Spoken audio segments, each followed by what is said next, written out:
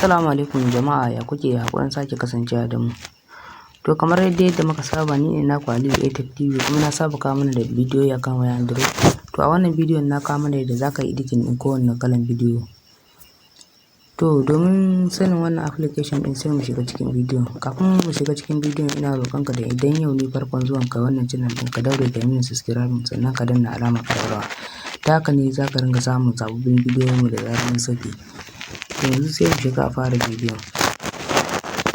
To ga application ɗin, wannan application ɗin zai baka dama ka yi editing ɗin kowane bidiyo mai suna, gashi nan da sunan shi Video Show.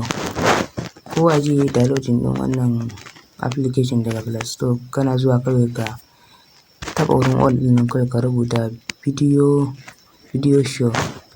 Yanzu zai bayyana maka da alamar tauraruwan nan. Yanzu ba tare ɓata lokaci ba sai mu shiga cikin bidiyon. Ok, ina cikin editing ne, sorry.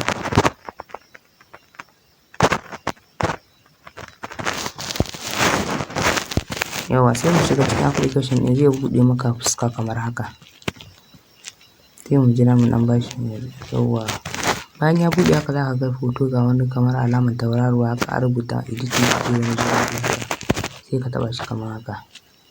Bayan ka taɓa zai baka dama ka yi editing na kowane kalan bidiyo a cikin wayanka. To yanzu misali, bari mu yi misali da wannan bidiyon.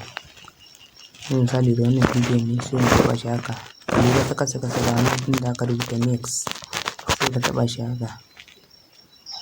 Bayan ya buɗe, assalamu alaikum jama'a, barkanmu da yawa. Bayan ya buɗe maka haka, sai ka lura ta ƙasa ga wani wurin da aka ce editing, sai ka taɓa shi haka. Zai baka dama ka yi editing ɗin kowane kalan bidiyo. To yanzu misali sai mu danna haka, sai yana yanka ne. Wannan suna ne wanda za ka ɗora a bidiyo. Misali yanzu bari mu gwada mu gani. Yawa, kamar misali in kana so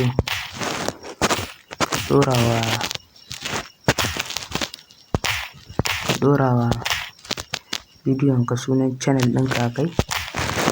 Yawa, sorry. Ka ga na rubuta sunan channel namu na Aliyu A-Tech TV. Sai ka danna alamar OK gashi nan.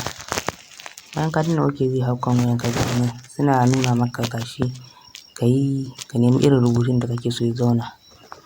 Yanzu mu misali bari mu nemi wannan, sai mu taɓa shi kamar haka. Assalamu alaikum jama'a, barkanmu da yau. Yawwa, to kun ga gashi nan sunan ya hau. Sai ka taɓa shi haka. Assalamu alaikum jama'a, barkanmu da yau, barkanmu da warhaka. Sunan ne ya bace. Yanzu sai mu dawo baya.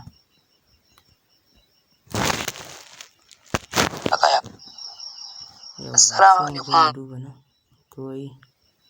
Yawwa, to kaga yanzu nan zai baka dama ka yi editing na kowane kalan bidiyo.